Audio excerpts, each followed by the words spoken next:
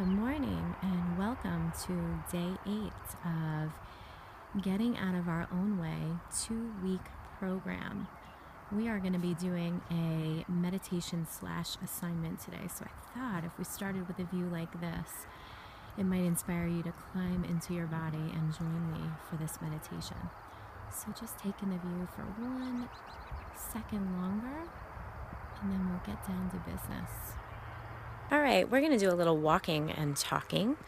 I have gotten some really good feedback from yesterday's topic that this felt like just the thing that you needed to be working with. So I thought we could expand on it today.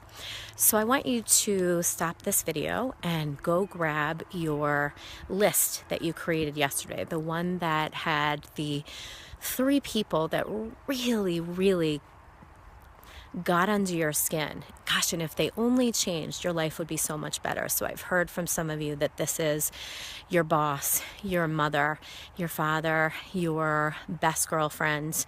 So go grab your list and meet me back here in just 1 minute. Okay, so now what I want you to do is sit down in a cross-legged position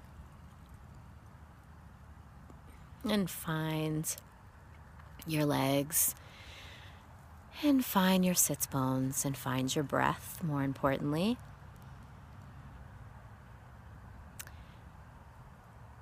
And when you feel grounded, I want you to call to mind the person on this list that really, wow, gets your blood moving in your body. Maybe that is your boss or a family member, but call it to mind. And not only just call it to mind, but I want you to recall a situation that really made you feel uncomfortable and out of control. So just take a moment with this and not only call it up in your mind, but also feel into your body and become very aware of the felt sense that arises with this story. Okay? So let's start with your feet. Feeling into your feet. Maybe there's a clenching that happens.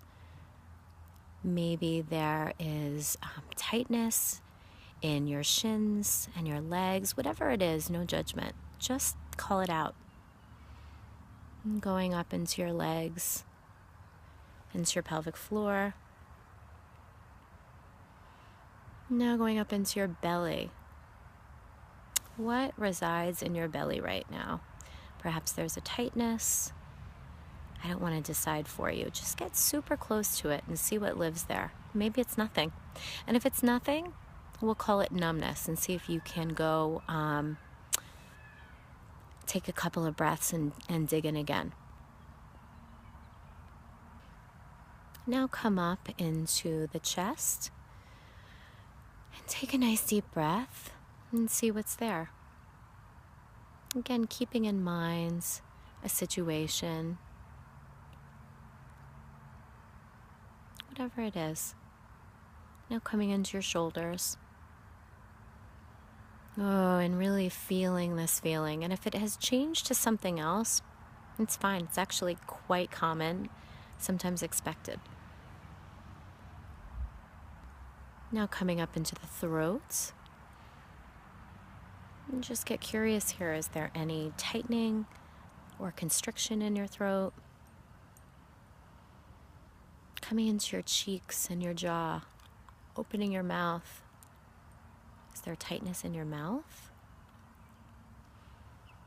In your face, in your head.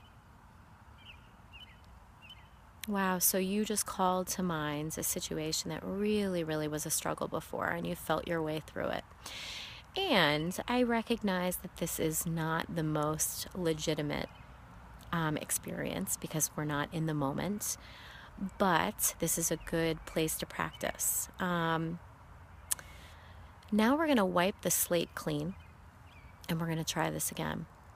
And this time, I want you to call the same scenario up into your mind, but this time, as you feel through each part of your body, I want you to respond differently than the way that you responded the first time.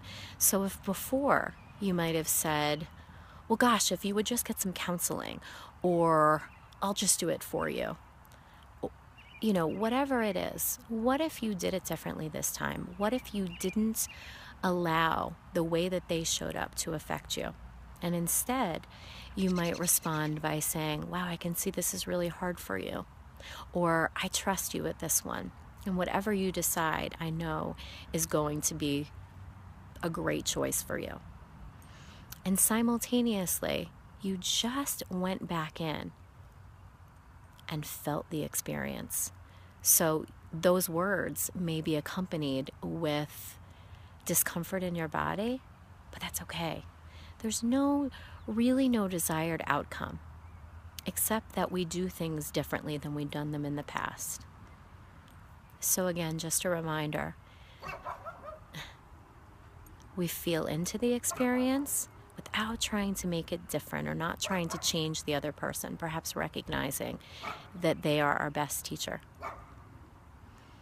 So I want you to try this in the real world today, and I also want you to write about this experience today. I'm not trying to change that dog that's barking. I am just allowing it to be my teacher.